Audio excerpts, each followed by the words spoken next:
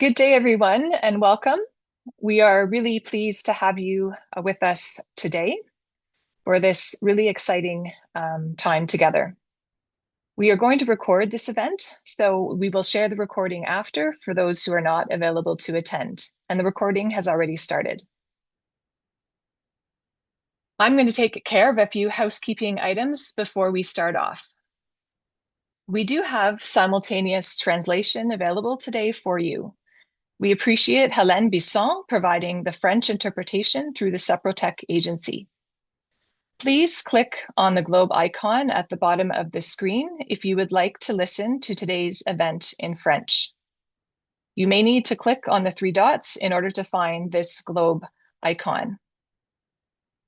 And while our colleagues take a minute or two to join us, please take this time to introduce yourself in the chat with your name, your organization, and where you are based today. The GNC is grateful for the participation of all of our panelists today, and they are represented by the agencies that you see here on the screen. We are also going to have a time of Q&A today. So please think of your questions and put them into the Q&A box. We will not be monitoring questions that are put in the chat function. So please, again, make sure that if you do have a question that you would like to pose to the panelists, that it is placed in our Q&A box. And without further ado, Onome, I'm going to pass over to you in order to facilitate today. Thank you so much, Colin. Good morning, everyone. Bonjour à tous. My name is Onome Ako, and I am the Chief Executive Officer of Action Against Hunger Canada, and also the Chair of the Board of the Canadian Partnership for Women and Children's Health, also known as CanWatch. And it's my distinct pleasure to welcome you all to today's webinar. I know we have people from around the world, so thank you for joining us, depending on what your time zone is.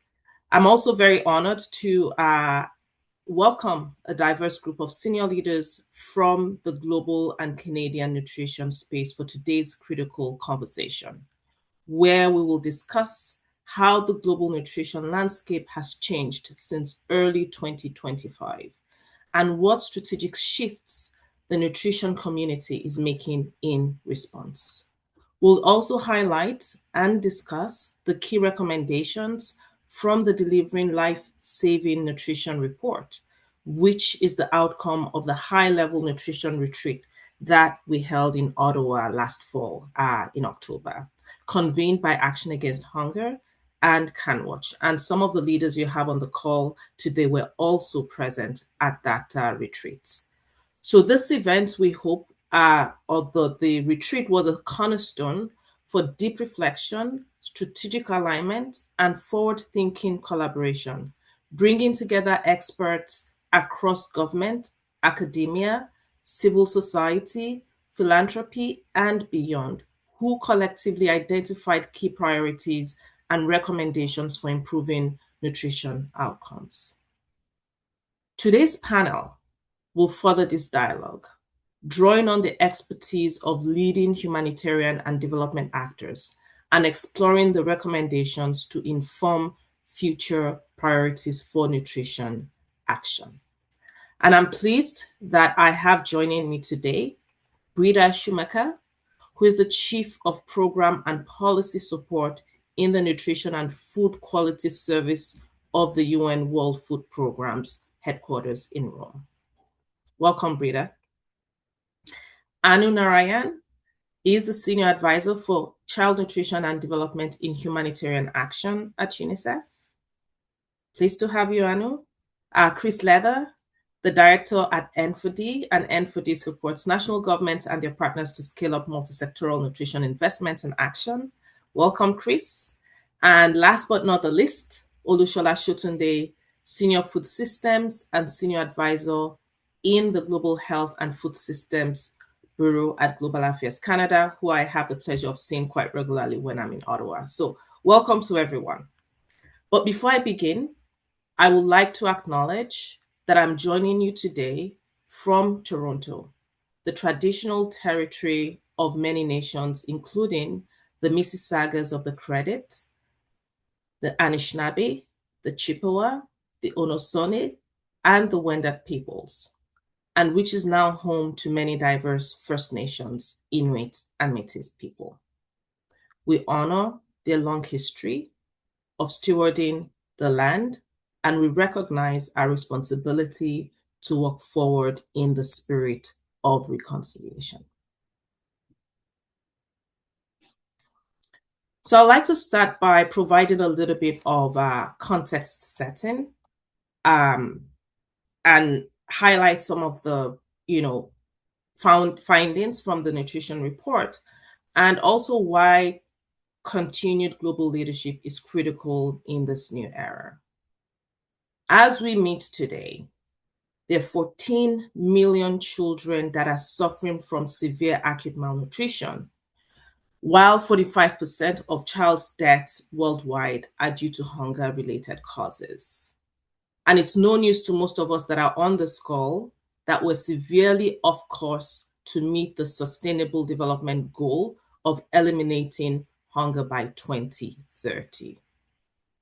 And most of you as well on this call are familiar with the findings of the 2025 Global Report on Food Crisis, which shows that 6 countries have populations facing catastrophic levels of acute insecurity, which is IPC 5. And most of the 1.4 million people in this phase are in Sudan and Gaza, followed by South Sudan, Yemen, Haiti, and Mali. This analysis also indicates deteriorating acute food insecurity in 14 countries since the previous year due to conflict, economic shocks, and weather extremes.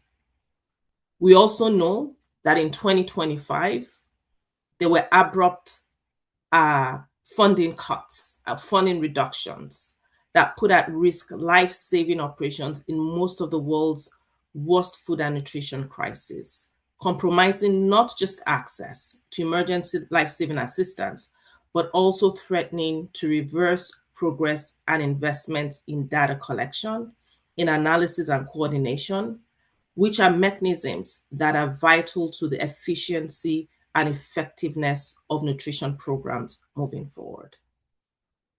Coordination mechanisms and timely data, accurate data are critical for delivering the right programs to the right people in the right locations at the right time and at the right scale. And then there's a crisis in the Middle East, which despite a very, very fragile ceasefire, threatens to further unravel the foundations of nutrition response, pushing food and fuel prices even higher, while causing new phases or new waves of displacement and prolonged instability. Put simply, conditions are worsening faster than we can respond. And the only way that we can meet this moment is with a clear blueprint for strategic action, strong collaboration, and thoughtful, compassionate leadership. And Canada has a history of this kind of global leadership we need today. And this is exemplified by the Muskoka Initiative, a defining moment in our commitment to improving nutrition and health for women and children worldwide. So today, in the face of rising challenges, the fight against hunger and malnutrition, Canadian leadership can once again have a transformative effect. I'm not putting you on the spot, Olushola, but I'm glad we have, someone representing the Canadian government as well today. But the Delivering Our Life-Saving Nutrition Report identifies priority actions for the Government of Canada and implementing partners to guide engagement and maximize impact in global nutrition. And I hope that you all will have the opportunity to read that report. And some of the recommendations from that report really focuses on protecting critical infrastructure and systems, to bridging at the divide between humanitarian response and long-term development, building diversified financial models, and advancing locally led action. The report also offers clear technical grounded reference for decision makers as they navigate this complex, resource constrained global environment. And so that's our context. No small feat. So as we move today into our panel discussions, we're going to be exploring the challenges ahead and how stakeholders can meet escalating needs with decisive, compassionate actions. So I'm really, really delighted that we have, our four leaders on the call, and I will be addressing the first question to both Brita and Anu, and hopefully we'll have a very conversational, conversational panel. And my question is really to ask around about the how the global nutrition landscape has changed and continues to evolve over the past year. So looking at the geopolitical shift, the USAID and ODA cuts that we're seeing globally, and the humanitarian action, the humanitarian reset. Can you give us a sense of what that looks like from your lens and from where you're sitting?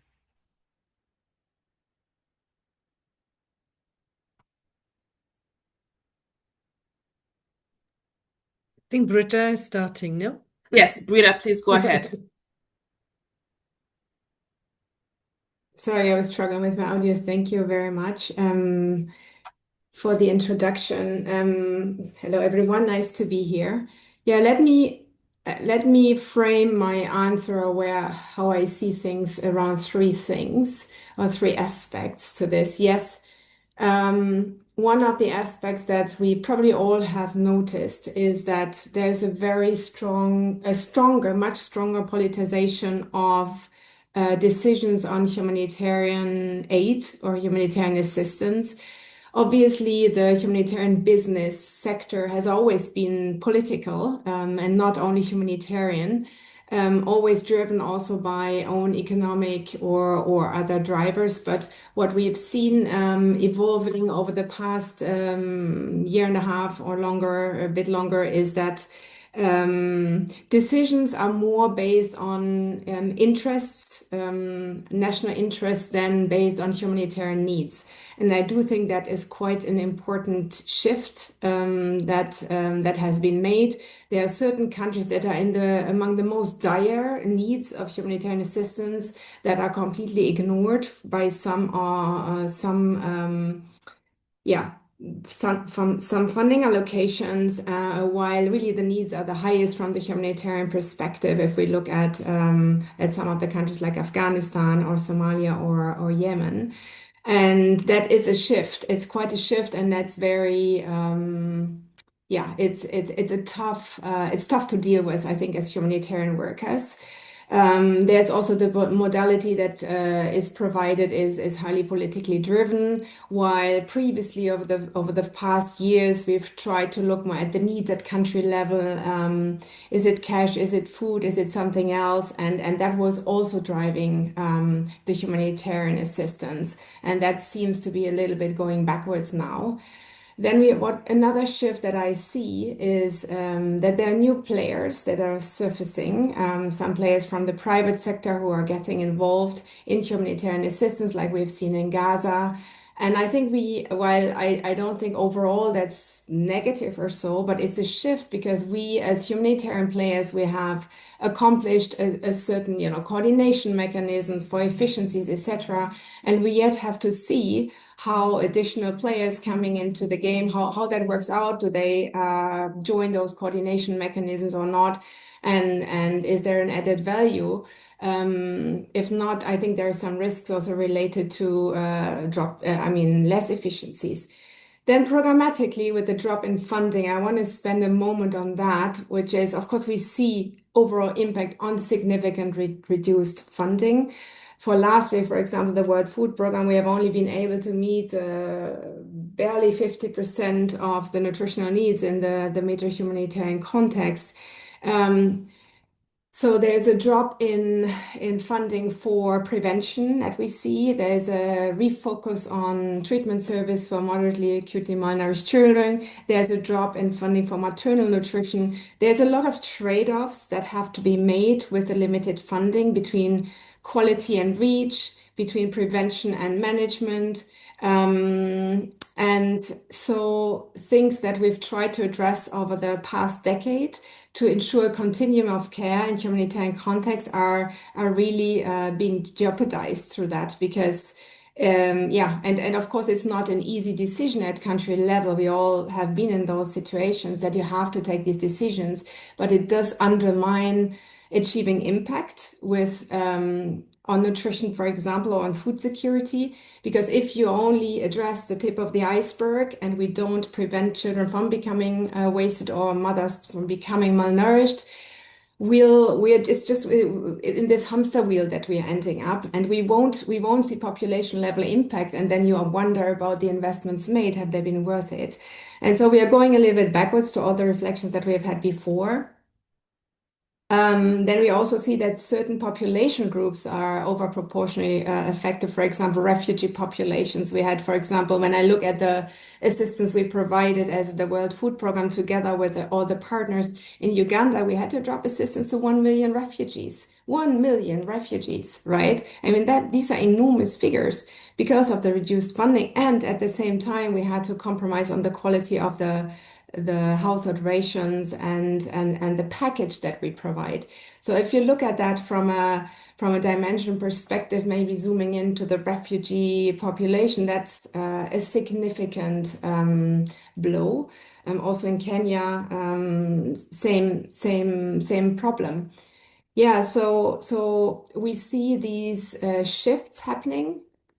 Some of us who have been long enough in the business think that it's going backwards to what we started with. The consequences will be felt very strongly in terms of the results that we can see in terms of the stabilization of the situation we want to achieve. Unfortunately, funding for monetary inflation assessments, etc., is also going down. So I wonder sometimes to which extent we even are aware of the negative consequences that we'll have if we don't have access to data. Let me maybe stop here and pass it over to Anu, who wanted to add a few things. Thanks, Britta. And over here. Thanks, Britta. I think you covered quite a few things that were on my list as well. So I think we can't start this conversation without sort of thinking about 2025 as the one when we had two famines, right? I mean, that is, for me, continues to be morally shocking that we are still, and as we speak now, experiencing famine, risks of famine across South Sudan. Things continue in Sudan, and things are declining across many other countries. So the fact that we had in Gaza and in Sudan last year a declaration of famine speaks to, I think, I mean, it's a sort of the tip of the iceberg, but really demonstrates the dramatic shifts that we've had to face in the humanitarian food and nutrition sphere. So I just wanted to start with that. That has led also, I think, as Britta has clearly mentioned, an impact on sort of hyper prioritization, really thinking about only addressing life-saving interventions to the most vulnerable populations, sort of which is problematic because that then we are only putting a bandage on things, which is exactly how I sort of want to reiterate what the last few points that Britta was making. It doesn't get us to a way of getting out of the system. We just sort of, in sort of repeat rinse phase, right? That has been the challenge. In 2025, I think the Global Nutrition Cluster looked at what the funding gap was and found for the nutrition sector, there was over 70% gap in funding. Now, we ended up okay at the end of the year with sort of general supplies of RUTF, but that also demonstrates where the money has flown very much to the extreme. And then perhaps just to say that, conflict has become a fundamental driver of the situation that we face now. And I think all of us who work in the sphere of nutrition, we also can't forget that the humanitarian development and the peace, and stability part of it. I think we also need to become more vocal and outspoken about the importance of investing and ensuring that communities are able to sort of build on stability and peace, because otherwise our work also remains sort of unfinished in many ways. So over from me.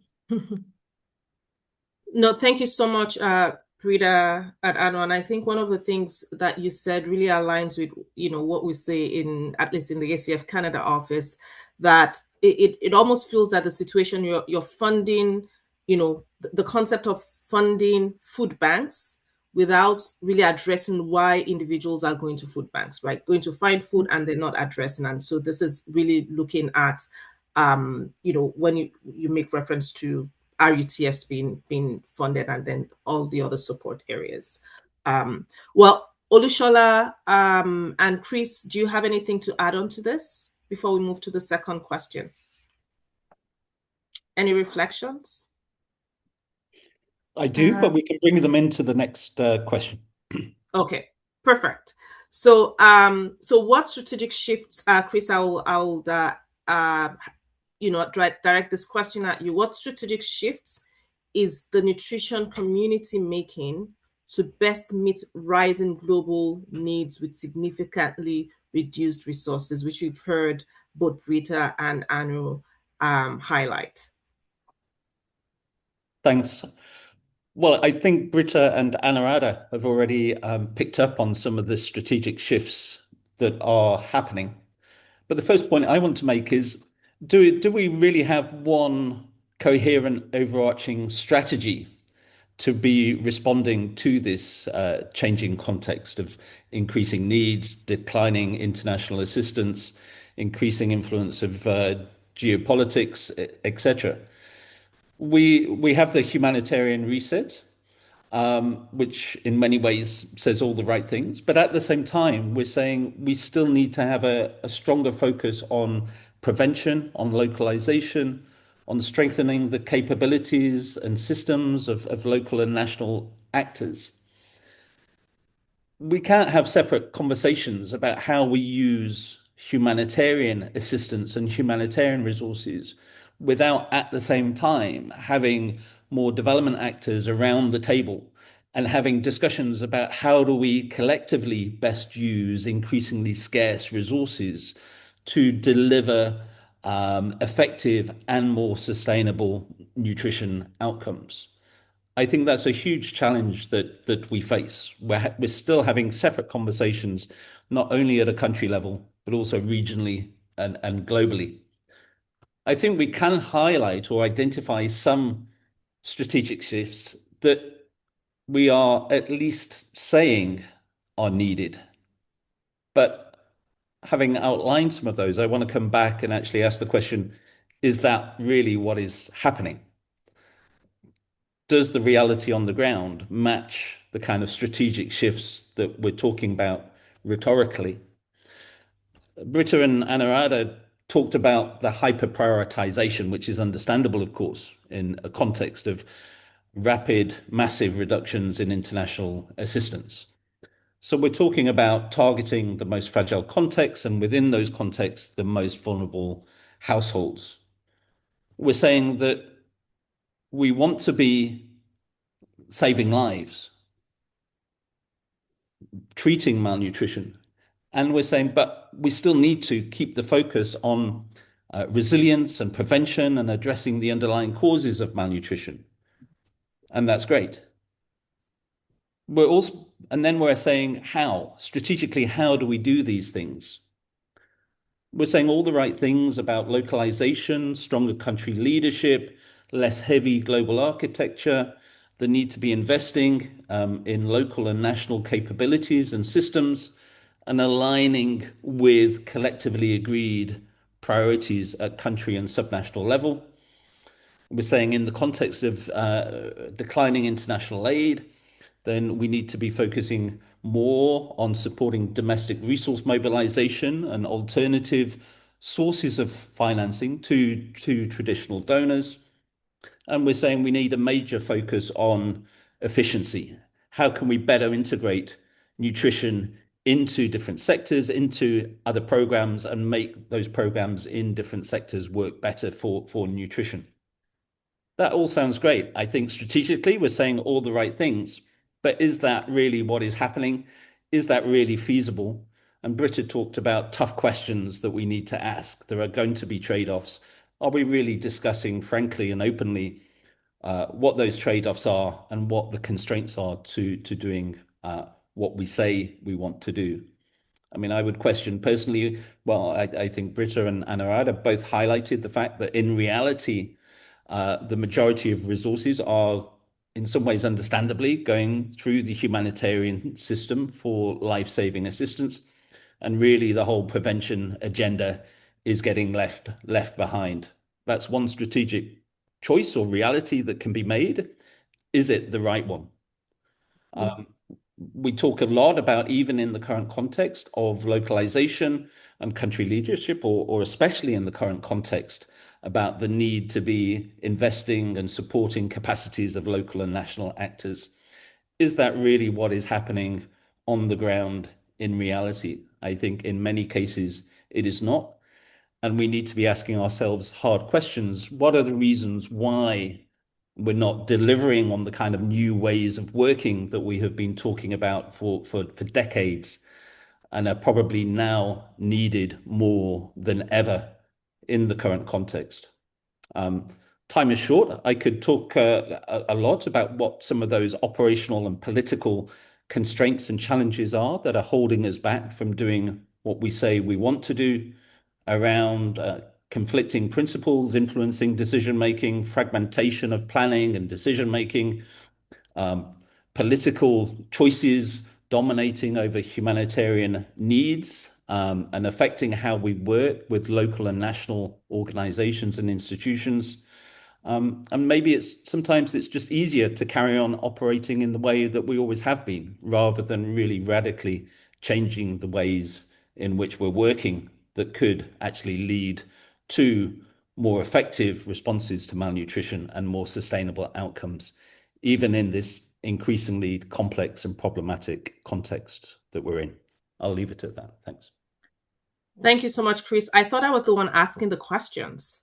But it's a conversation, you told us. Yes, but you come with really, really bold, deep questions that we really need to be thinking about, right? And it will be, I'm curious to hear what the audience has, if people can put in the chat box what they're thinking as well about some of the questions, that really critical questions that you've raised, right? So if we're deciding and to make, in quotes, you said the right choices. My question is, are they the strategic choices when you're focusing on life saving and you have a child that is being treated for malnourished child being treated, and there's a relapse and they go back to the center if they don't have all the other preventative measures and the support systems that are preventing that child relapsing, right? So those are really critical questions that you're asking. So I will, throw it back to the panel. Chris, I'll come back to you on that one, but I'll throw it back to, Britta, Anu, Olushola. Do you have some responses to some of Chris's questions? And then I will circle back to you, Chris, to kind of give some reflections about what you're thinking some of those actual shifts could be. Britta, Anu, or Olushola, in 2 minutes, if you have any thoughts. I may start, and thank you so much, Chris, for those questions. And genuinely, these are questions that we're also asking ourselves, particularly if you're working in the field of nutrition for a donor country as well. These are questions we ask that, okay, we all know and we see the importance, and we're really working towards how it is important to integrate nutrition across all sectors. And you did ask a question, what are the trade-offs? And these are hard questions that we're asking internally as well. And to both Britta and Anu's point, even though we're seeing how what the questions that Chris tried to answer and then throw back at us, it's sort of reinforcing the importance of multi-sectoral programming, value for money, and long-term system strengthening. And it does speak to your point, Onome, about how we treat a child. If we treat a child in isolation, and definitely we keep seeing this child come back, because if the systems is not supported at home, this child is still going to fall into the situation whereby that what made it happen in the first place, the likelihood of that child becoming malnourished again and coming in for treatment. And the worst case scenario is that this child dying eventually if the system that for prevention is not in place. So for us, the implications for donors is, as we're maintaining strong support for humanitarian nutrition, where systems fail, we also have to look into that prevention. And I'm privileged to be sitting within the development bureau in my organization, where we work hand in hand with our humanitarian colleagues as well to make sure that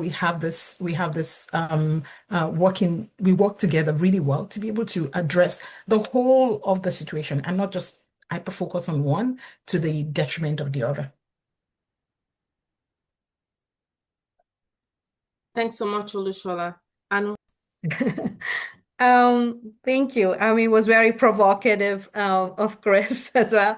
Maybe I can say certain things that, it has been, I think, the humanitarian sector, we must just sort of, we are feeling the burden of the change, right? So, and we're all a bit exhausted with the change. Having said that, I think within the UN, under the humanitarian reset, there has been significant effort at sort of cost management, if you will, the big shifts that we are making in terms of where people are based, what the reduction in overall workforce, making sure more resources are, but while keeping our country programs going. So these has been much needed and ongoing reforms that we are facing, which allows for more resources to flow directly to countries.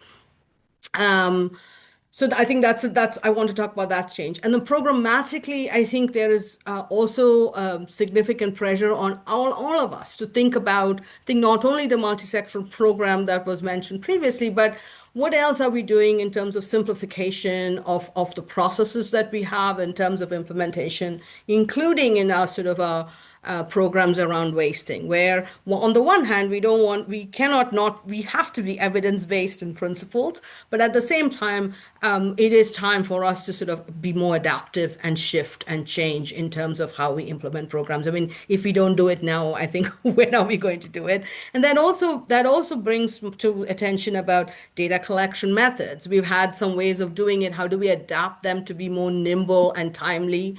And then last thing I'll say is, at least within UNICEF, there is a big push to now think about more resources for anticipatory action types efforts. So that we are acting that much a little bit earlier, which we now know. We've all talked about sort of that aspect of prevention. How do we have resources for that and the right triggers so that the data that we are gathering and collecting, which is so important, but has for a long time really been focused on nutritional status as the main way, has been the sort of the gold standard. How do we adapt that so that we can offer to our colleagues ways in which there are trigger mechanisms so that resources can be made available that much earlier, so that we are not then focused only on the treatment. So these are all things we have not done enough. We have to do more, but there are changes that I think we are trying to make to adapt it.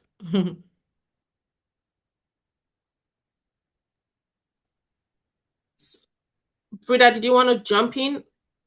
I have so much more to say, but I wonder if we should move on, and I try and bring that in a bit later. Yeah, that's fine. That's okay. So I will go to my third question, and Olushola, I will pose that to you. What are the biggest challenges ahead, and how can governments, donors, and other key stakeholders step up to best to meet these needs? And I think we've started addressing some of those, but if you can add on to that would be helpful. Yeah, thank you, Onome. And it's a bit saddening.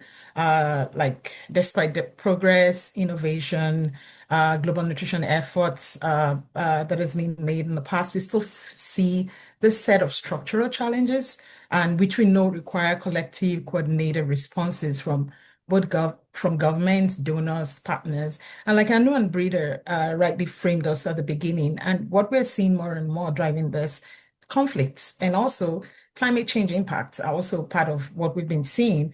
And one of the things that is the major challenges that we see, it's the finance gap, which always remains profound.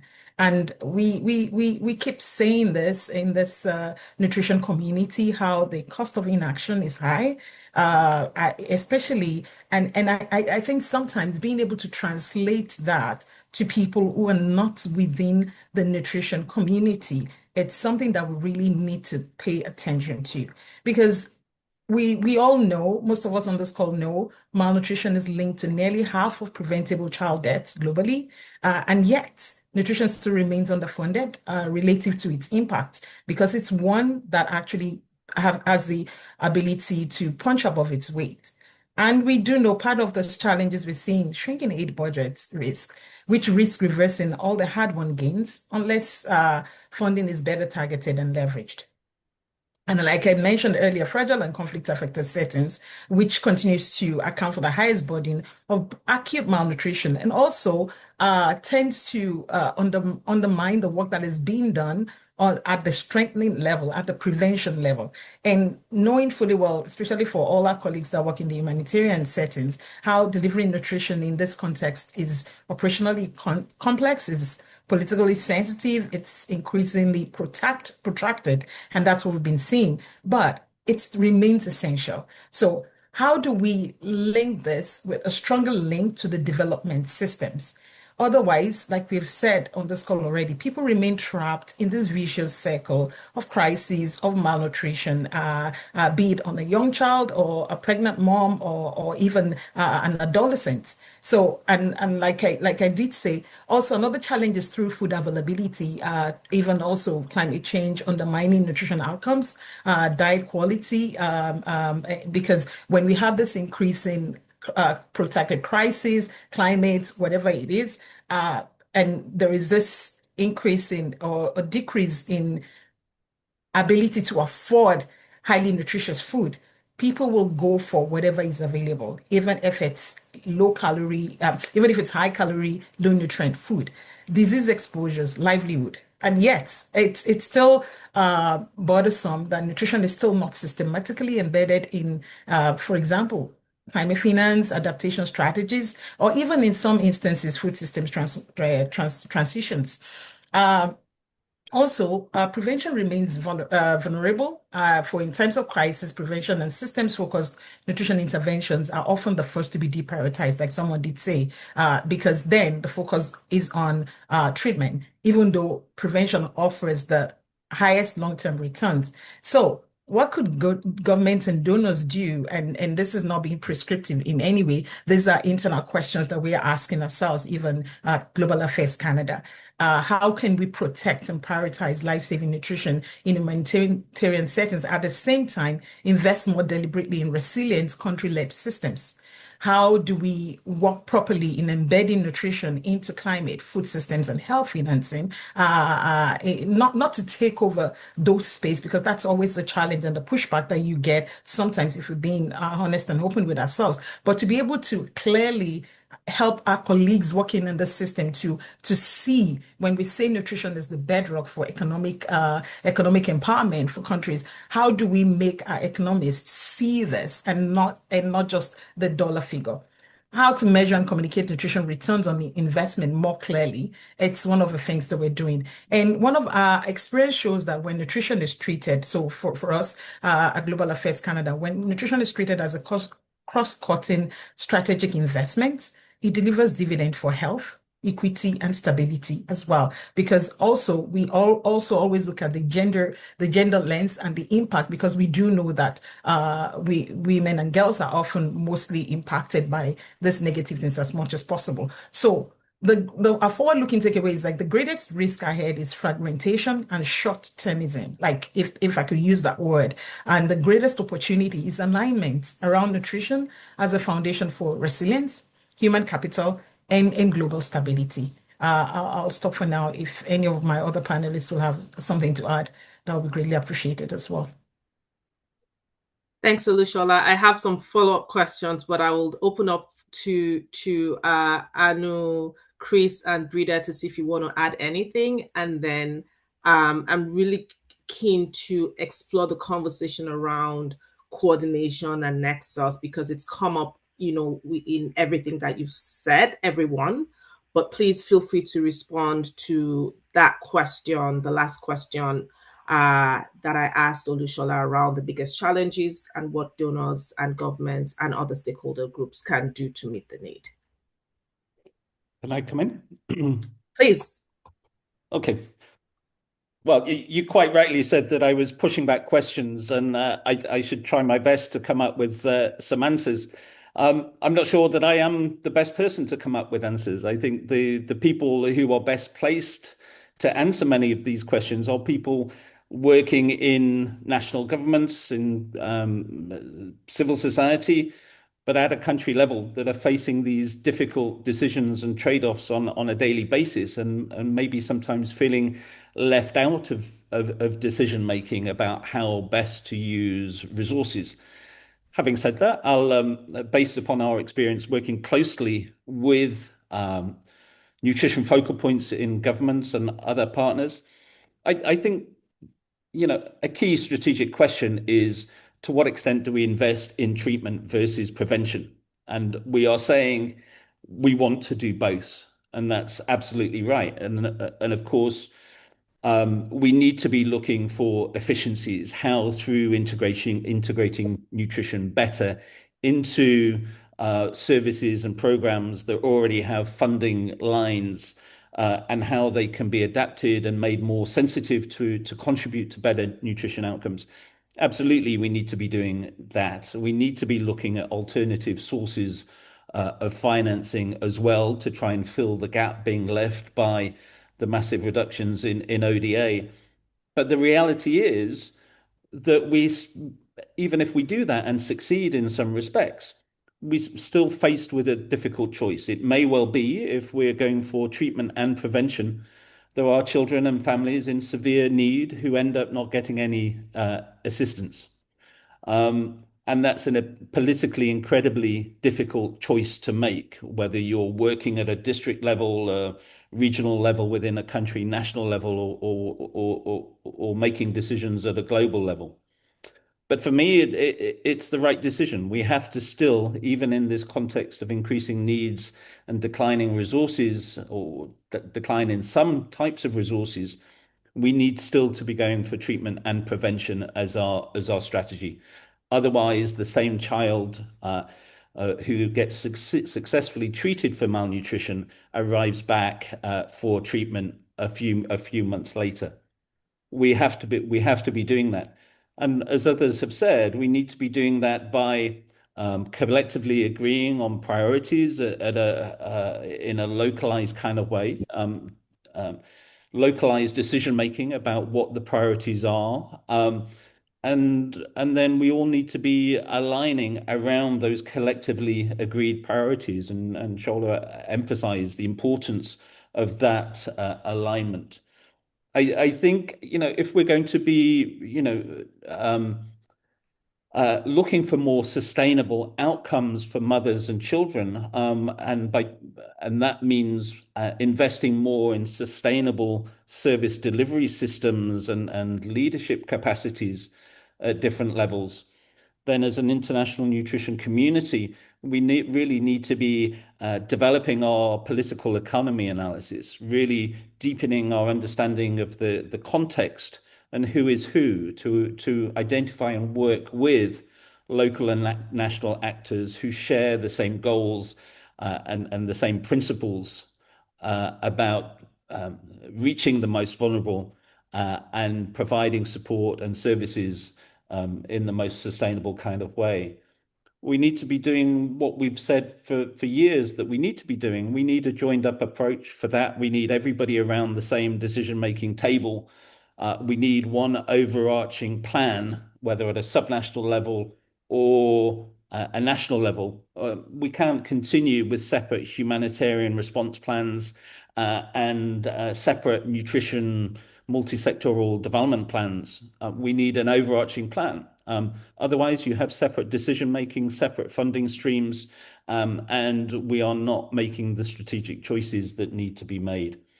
I think just a final point is, we're saying we need to do this. We need to invest in prevention. We need to invest in localization and make that a reality. That's a politically very difficult choice to make, and I'm sure lots of our colleagues, nutrition technical colleagues in donor agencies, they all agree with what needs to be done, but they face huge political constraints and lack of awareness and understanding that constrains what donor agencies can do in reality. We need to be talking to Shola and colleagues and other donor organizations to better understand those political constraints and work together to overcome them. It's a very easy choice to make to say, okay, we're going to put all our money into humanitarian life-saving response. That's more politically acceptable, but we need to make the case much better and more strongly why investing in prevention and system strengthening is a politically astute choice, even if it might not seem like that. And my final point, all of these challenges and constraints are not only ones we face as a nutrition community. Everybody who's involved in trying to support the achievement of sustainable development goals and support humanitarian response and life-saving assistance face exactly the same challenges. We're not going to solve them on our own as a nutrition community.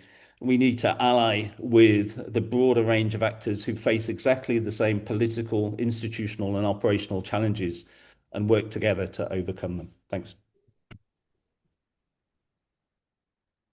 No, thanks so much, Chris. I'm glad that this has been recorded because we're having a lot of recommendations come from this conversation in terms of what needs to be done. And you said that we've said we need to do these things for years. So why are we not shifting, right?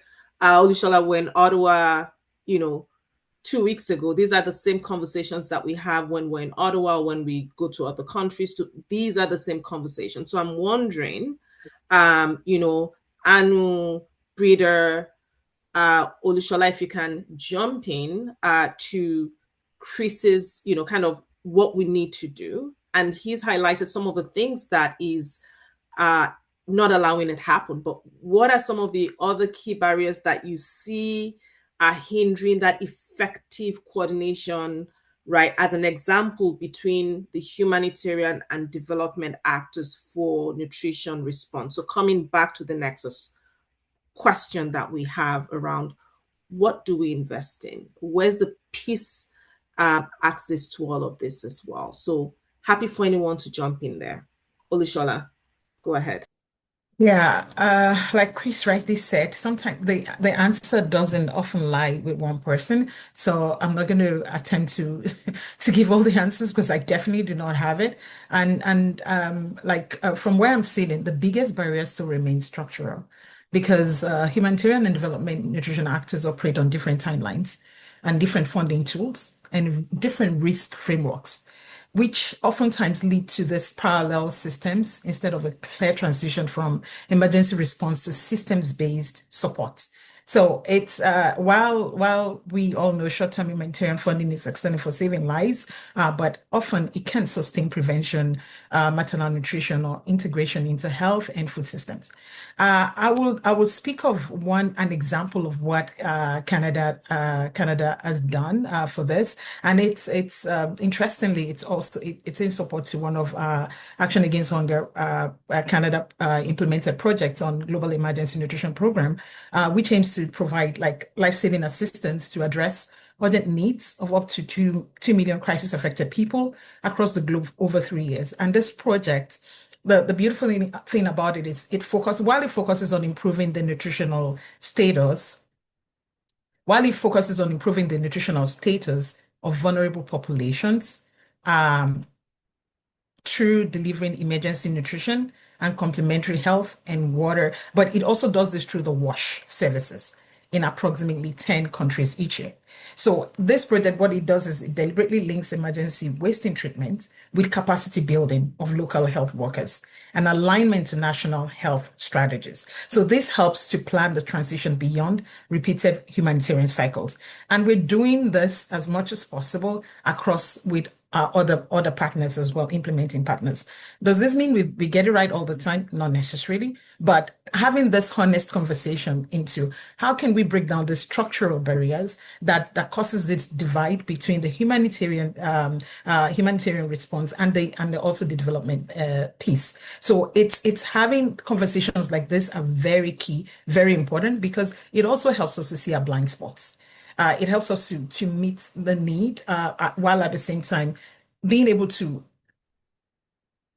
check the reality of what is applicable and what is what is achievable at the same time. No, thanks so much for flagging that example. And I think it's been really instrumental even within the organization, because you're seeing a humanitarian project that is 3 years long. So that actually allows that repeated engagement in a country and, still within the humanitarian space, but allows for a little bit of continuity and long-term engagement with a specific program and country. So thanks for flagging that. And one of the things we do repeatedly with Global Affairs is having those conversations. What are the lessons learned? How can we integrate the lessons learned as well into the implementation? So there's that level of flexibility that has allowed us to shift in some ways resources to the areas of greatest need within that portfolio. So that's a really good example. And once we do the lessons learned, I will check if we can actually share that also more broadly so that others can learn from it. We have 10 minutes to go. So what I'm going to do is give each of our panelists time to share anything that I haven't brought up in questions. Brita, you initially said, I have so much more to say. So this is your chance to kind of, summarize your thoughts, what you've shared, what questions you feel you still have that we can even have that conversation because we're going to have a Q&A for 20 minutes. And I'm really guiding that time because I think it's essential to hear from the participants that have engaged from all over the world. I think we have about 130 people online right now. So 2 minutes, please just kind of summarize your thoughts, what you're thinking, any recommendations, just free flow. You have the floor. So Brita, I will start with you. Maybe I should take the opportunity and raise a couple of thoughts that are popping up all the time. I don't know how, and we can feed that into the discussion how to move it forward. We are faced really with a situation, and it's not new, but it's much more serious now that we have identified humanitarian response packages, programmatic packages. We have we have of course, our standards and principles, and they are really important. We often have problems we have problems to offer something when we are not able to implement those packages, those proven interventions, because we don't have the funding for it. And for a long time, it's either or, it's nothing or it's that. And this speaks to the fact that there's this dislink that we have been talking about between investments going into humanitarian versus investments in going to development or resilience or nexus programming. I do think that there need to be some, and it's an opportunity that I can see now because we're forced to. There are opportunities to look into what can we do even when our proven interventions are not available, affordable, etc. What can be done at country level about that? And this links back to the fact that we need to involve much more strongly the national, local communities, the stakeholders on the ground, because they know what potentially can work. How can we bring our expertises together to see if we can't give a full package, or if we can't give the high quality support, and I'm not talking programmatic quality, I'm more talking something that can address, for example, the needs of a malnourished child or the needs of a child at risk of malnutrition. What is locally available, and can we do something better than nothing? Even though it can be hard to accept. But I think not doing anything or not providing any assistance is also very, very hard to accept. And I think maybe we should have those conversations and see what is possible. And I know some of our NGO partners are constantly looking into that, because it's easier to do that at a smaller scale and try what is feasible, available, affordable. But we cannot expect the same results either. So maybe we should take it in smaller steps. Maybe being happy to see what's on the market, what is affordable with the limited means a family has, to take some, with the limited means, to advise or see if there's something that can be done about it to empower these families to take small decisions rather than waiting for the big funding to come in. And that is maybe more on the development or the nexus side of things, because it requires, of course, markets to work. It requires to have affordable food on the markets, etc. And I'm bringing in that perspective. It's probably not something that can be scaled, etc. when there's an additional shock, but it's still something that needs to be moved forward. And it requires really a very, very strong involvement of the people on the ground who know what is feasible and possible, and who see probably other opportunities than we do at the global level. That's one point I wanted to bring in. I have, of course, more, but I am not going to raise them now. Anu, over to you. Okay. Thanks so much, Peter, for that. Great point. Yeah. I would start by saying that a sort of a humanitarian architecture that has been built up over 50 some years, it takes a while to dismantle it and to change it. But the changes happen. I mean, it's happening right in front of our eyes. So it's exhausting, but I am also taking some, it's good. The change is necessary and it's good. And one good change I think I want to point to is the ability to move away from independent cluster coordination that was happening at the country level, to move it more to sector-led, government-led coordination that is happening. Now, that comes with its own sort of challenges, but it allows us to meet some of the things that we've been talking about: much more engagement of local and national actors in, support, like making sure governments are taking the driver's seat and they are much better able to sort of bridge that humanitarian development nexus. And then a role that we will need to continue to play to understand that, as I said in my first set of remarks, that stability and peace being super important, humanitarian access being really important where and when necessary. So I think that for me feels like a good step forward in terms of what we are doing. At the same time, I think I want to pick up and on a point that Olusola made before, like we want to retain the ability at the global level to be together. There are too many forces that are sort of, trying to pull us apart. How do we as humanitarians, and in our own ways, like within our own organizations, continue to find opportunities to collaborate, to come together, to rise above sort of the tensions that exist, because that global level coordination will remain critical no matter what the change happens. So I think those are sort of some individual responsibilities that I think we all need to take, but also lean into some of the structural changes that are happening over from it. Thank you so much. Chris and Olusola, you have 2 minutes between you. So I'll leave you to decide how you use it. Either 1 minute each or 30 seconds, 1 minute, 30 seconds. Go ahead. Okay, I'll try and do it in less than 1 minute. Strategic choices need to be made. Ideally, they need to be made at as local level as possible. They need to be happening at a national level, with all the right people around the table. And they need to be prioritizing and discussing how practically to operationalize the strategy that they decide.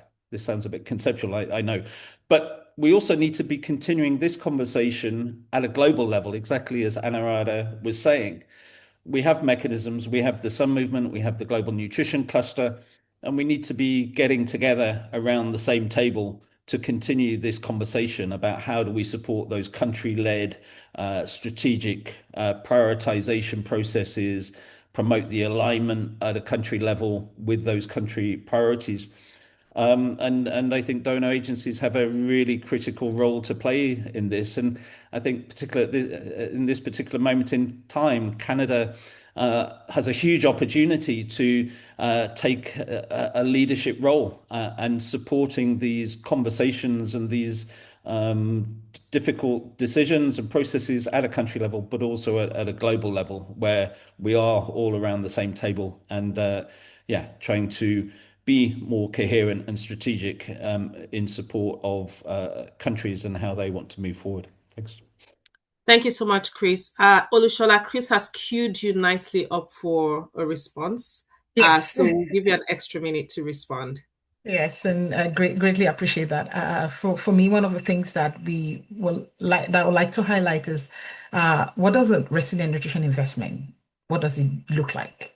And this is a question. This is a question we've been grappling with because one of the things that's really come out on this webinar is the structural changes that has even happened in the global nutrition architecture, and even organizations and even governments as well. So one of the things that we've looked at is what does a resilient nutrition investment does?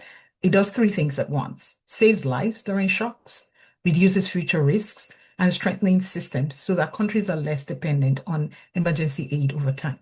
And what does this mean in practice? It means for nutrition, embedding nutrition into health systems, linking food assistance to diet quality, protecting maternal and child nutrition through social protection, and designing programs that can adapt to climate or conflict shocks.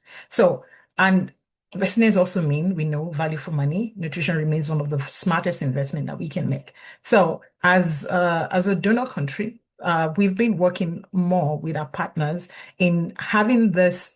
Even having partners coming together to implement a program makes a lot of difference because you see development actors with their own strength, humanitarian actors with their own strength, as well as local implementers, which are very, very important. So one of these projects that I would also like to highlight is a project that we do that is being called Enrich or Reacting program that is being led by World Vision Canada in collaboration with Nutrition International, Harvest Plus, and local implementers, McGill University, whereby we combine nutrition, health, gender equality, and climate resilient food production to support immediate nutrition outcomes while reducing vulnerability to future shocks. And this aligns to some of the reports calls for integrated multi-sectoral nutrition investments, supports emphasis on prevention alongside life-saving treatment as well. And so across all these issues, coordination, localization, and resilience, the common thread is intention.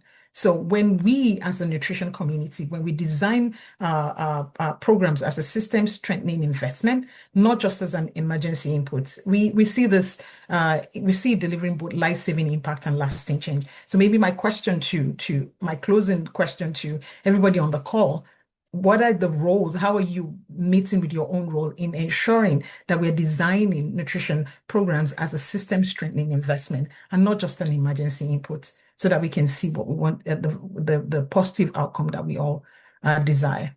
Thank you. Thank you so much, Olushola, for that closing and for that question as to panelists. I'm sure, like Chris said, this is we need to keep these conversations going. And these are questions that we need to continue to ask. So thank you so much to all our panelists for such an enriching conversation. I learned a lot from it as well. So thank you so much. So we'll turn it over to questions. We have about 20 minutes for questions. I know that we have some questions already in the Q&A. Jen, I assume I'm meant to be reading out the questions, correct? Yes, that's right. Only made the 4 for the time being. Mm-hmm. Perfect. So I will take 2 questions at once and see if we can run through them. So the first question is from Humaima, and the question is, which populations are most affected by malnutrition and why? So queue up whoever wants to answer that question. And Humaima also asked the second question. What are some low-cost, effective nutrition interventions for developing countries? So over to you, panelists, who wants to take those first two questions? Well, I can start, and then I'm sure people will have things to add. I think Humaima has all the questions, so she has all four, which is great. Maybe just to say, well, I think where we are, where the conversation that we are having right now, obviously, is the folks who are most at risk, or children and women who are most at risk. Happen to be, I think, in about between 20 and 25 countries, which are fragile, often at risk of conflict, and or affected by climate shocks. So this is where we are constantly seeing the most at risk women and children. Children, as we identify them as at risk of wasting, which is what we end up sort of doing as our significant interventions, or one of the significant interventions when we do humanitarian response. I think for me, I'll come back to the point I made before, is on the 24th of April, like in next week, this year's the 2026 Global Report on Food Crisis is also being launched in London. And again, we find that really conflict remains the primary driver of increasing risk of acute malnutrition among children, which is partially because of the lack of humanitarian access, but also the shutting down of facilities that might exist because people are displaced, and or the impact of the funding cuts that we've had across 2025. I think so. The combination of these factors, I think, put people in these sort of subset of countries at greatest risk. And maybe I will stop there and have someone else come in as well. Mm-hmm.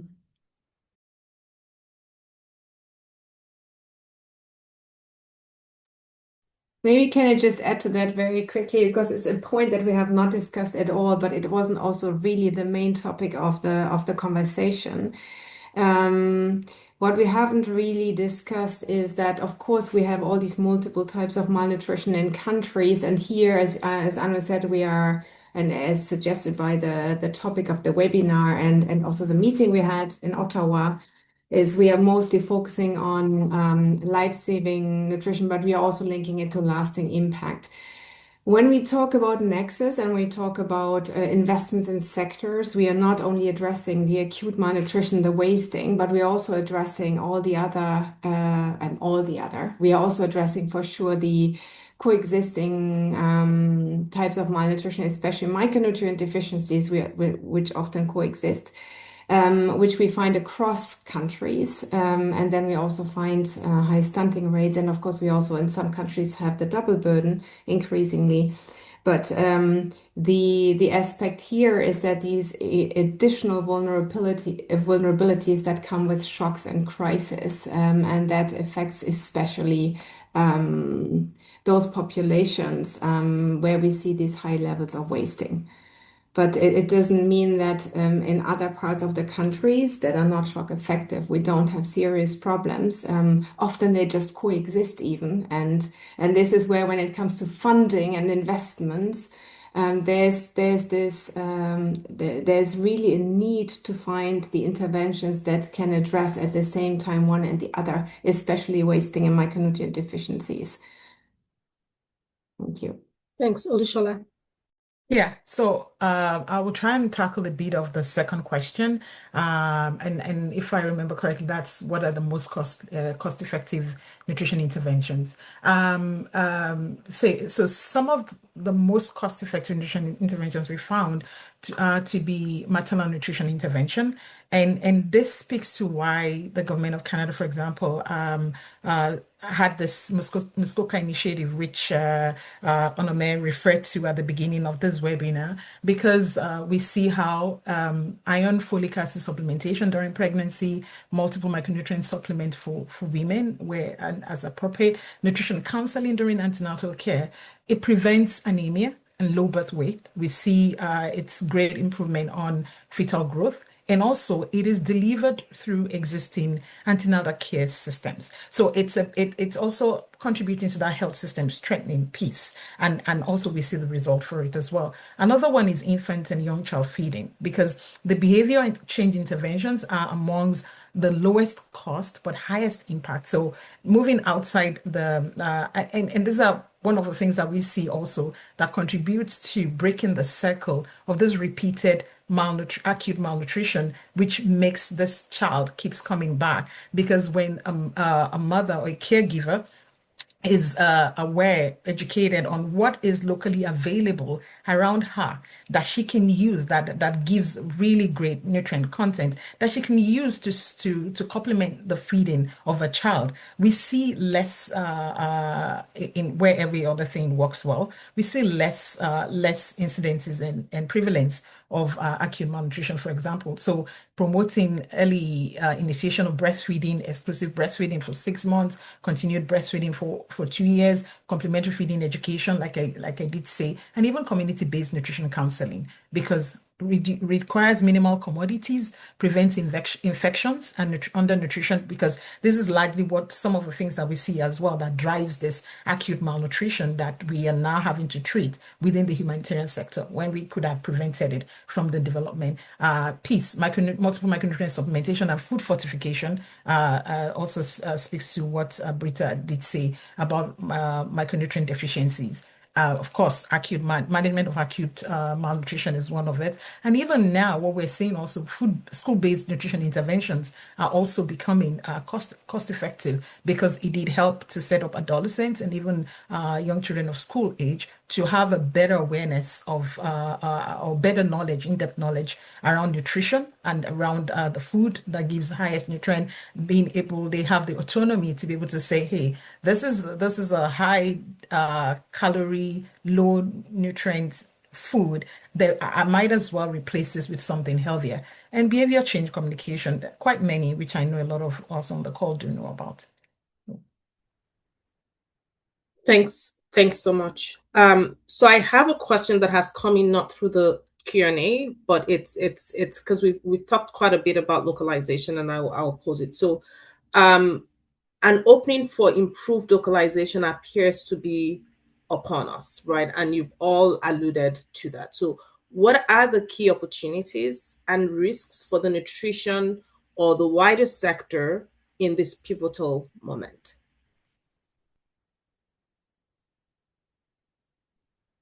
Open it up to anyone who wants to go first.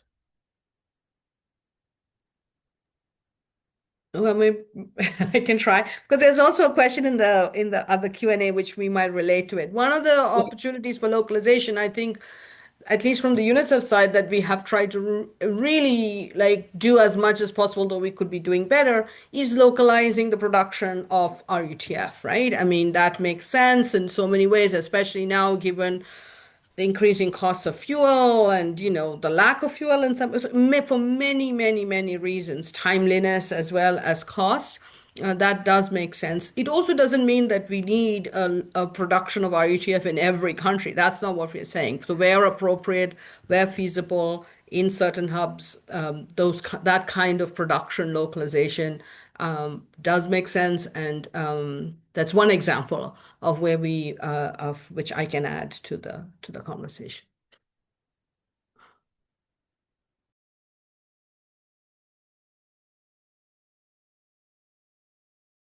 All right, so I'll go to the next one. I was just trying to translate. So you've answered, we're localizing the production. So thanks for that. So what are some common misconceptions about global hunger that people should stop believing?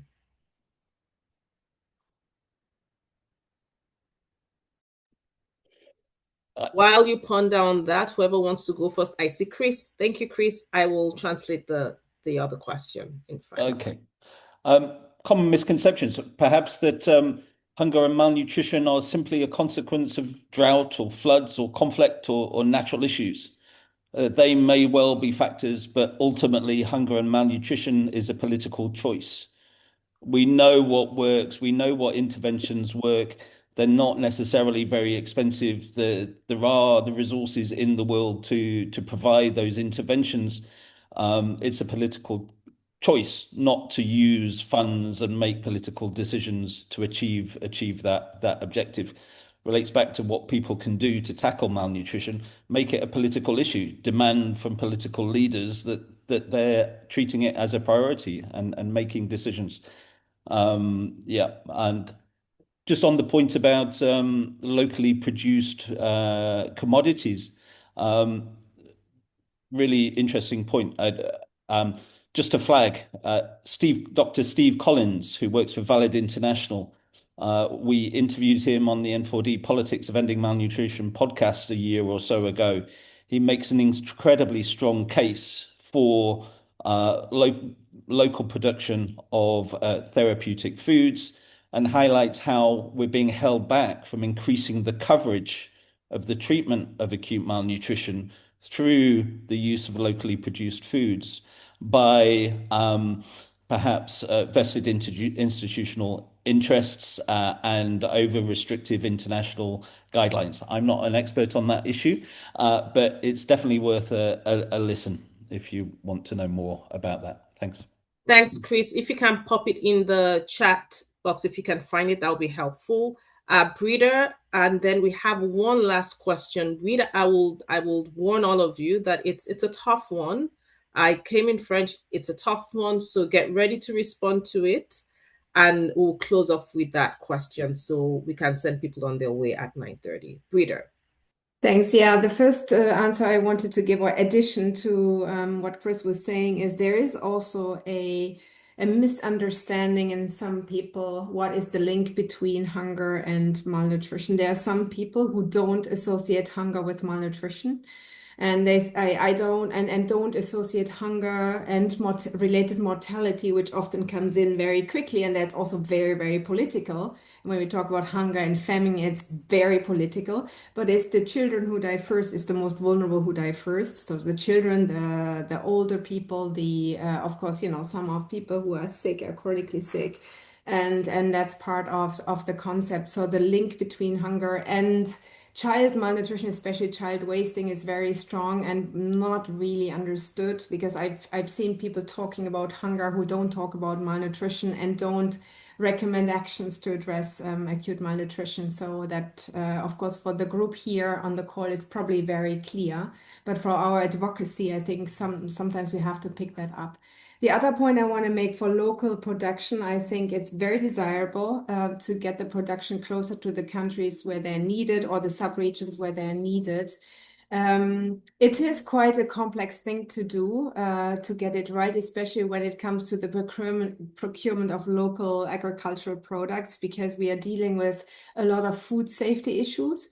Like aflatoxin, etc., etc., and that's often a barrier. And I'm not saying it cannot be addressed; it's being addressed, but it has a cost component in it, and that's why sometimes investments are underestimated. And it's quite a complex thing to do. It's not just an easy decision to do it, and we have a lot of experience with that. But those challenges can be overcome. It's just a multi-year process, and it requires these investments that we have been talking about. Thanks, Peter. Olushola, in 1 minute, please. Yeah, it's going to be in less, because and Brita really said what I wanted to say. I just want to say this is an opportunity for me to jump on my high horse as a nutrition specialist. It's always that hidden. If it's hidden and it's not seen, then it doesn't exist. So when people talk about hunger, like you were saying, the misconception, the fact that what we call the hidden hunger is not seen. So the micronutrient deficiencies and also the other forms of malnutrition that does not become obvious immediately when we're doing the counting. It is. Yeah, that is one misconception that really needs to be addressed. So, and that's where we try as much as possible to do that through the food systems. And it's not about providing food, it's about providing nutritious food. Thank you. Thank you so much, Olushola. I have 1 minute, and I will ask the last question because I had promised it. So it was a question that came from someone in highly likely DRC. So case in point, case of the DRC, so the question is, between internally displaced persons and refugees, all victims of war in the eastern part of the country, which of the two categories should be prioritized for urgent humanitarian nutrition response? I know I said it's a tough one. I mean, can I come in on that maybe? Yes, It's please. a tough one, but the thing is, I would not distinguish between these two categories of populations, let's say. It's the need for assistance needs to be assessed based on other criteria, on food insecurity, on malnutrition, on vulnerability, etc. So I think those criteria that are being used in humanitarian response, they need to be applied. And if the needs are the same, they should be served the same way. I think that would be my take on it. I don't think we can answer it otherwise because it's not a criteria for decision making per se. Thank you so much, Bruder, for being the one who responded to this last one. Thank you. We have other questions in the question box, so please, panelists, feel free to look at them and answer them, by writing in the next 10 minutes, because we're going to log off. But I just wanted to say thank you so much for such an engaging conversation, and for everyone who joined in as well. Thank you so much. I think during today's conversations, and I will close, and hand it over to Colin, we have explored, through your thoughts and your sharing with us, the panelists, what Canadian and global leadership in nutrition must look like in a changing world, right? And Chris, actually started off on some of the we must do this. What are the things that we must do, right? So one that demands closer connections between humanitarian response and long-term development. We talked about stronger local leadership and more strategic use of the very, very limited resources that we have. We've heard about the practical realities of sustaining nutrition services in protracted crises and the importance of moving beyond short-term response. So we know that treating malnutrition saves lives. We all agree to that. But to break the cycle of malnutrition, we must also invest in prevention. We must strengthen health and nutrition systems and ensure that communities are equipped to withstand future shocks. And everyone also spoke to that. We also discussed the importance of localization, and I think it came up as well in one of the last questions, not just as a principle, but as a practical necessity, and being aware of the changes. I think, Anna, you talked about the changes that are happening, that are welcome changes, the difficult changes, but that are welcome. So the changes that are actually necessary to happen to ensure that localization takes root. So durable progress depends on strong national systems. It depends on trusted local organizations, on community health workers, and on families, on the families who have to make choices, on women who have to make choices for their families on what their children eat. And they're the ones, I think we've heard from everyone, that are actually best placed to identify the needs early, to respond quickly, and to sustain response over time. And so in this period that we find ourselves in, which is a period of increasing need, as we've seen with escalations as well in the Middle East, we don't know yet what the implications of that will be. But I think we're beginning to see those implications of rising costs, and I refer to that in my opening remarks. The answer cannot be to do less.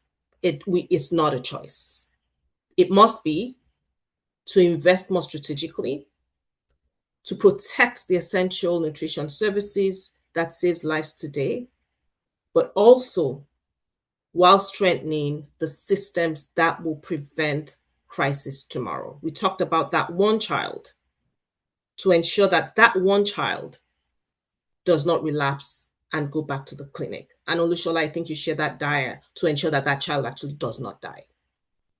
So it means that we must prioritize maternal, adolescent, and child nutrition, protecting investments in nutrition coordination that's significant at the local and at the global level, surveillance, early warning systems, supporting predictable, flexible, multi-year financing. Olushola, you spoke to that as well.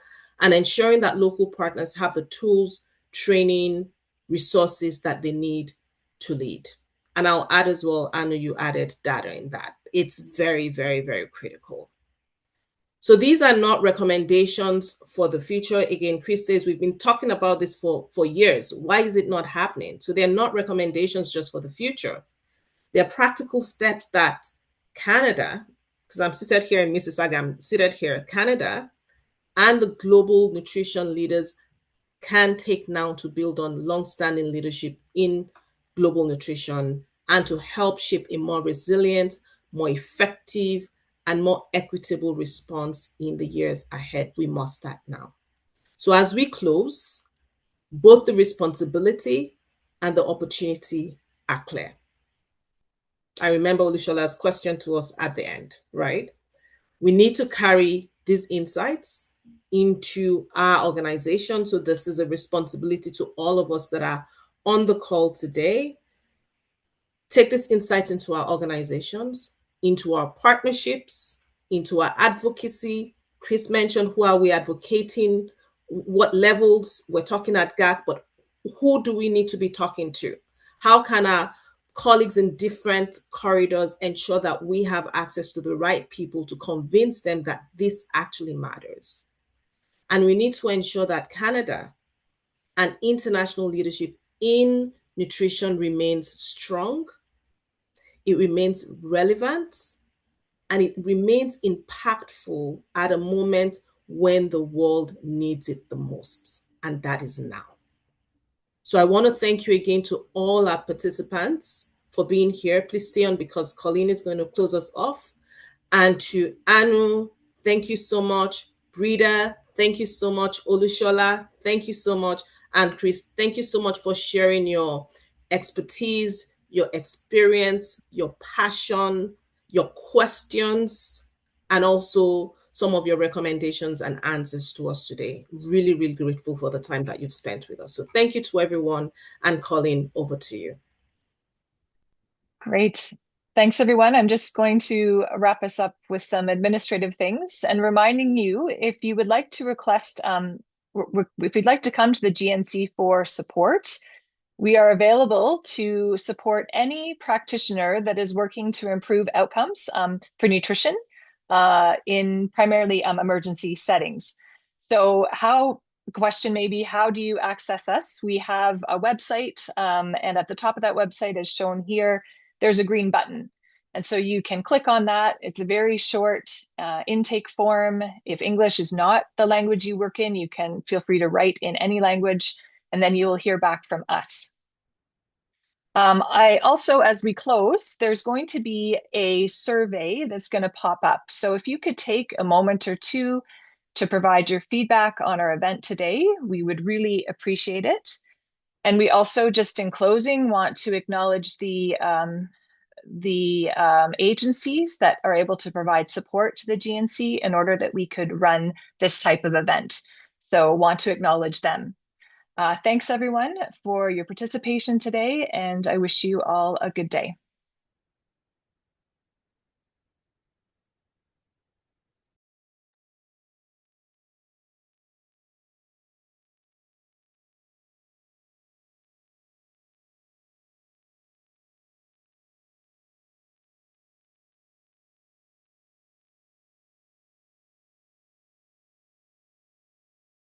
Thanks, everyone.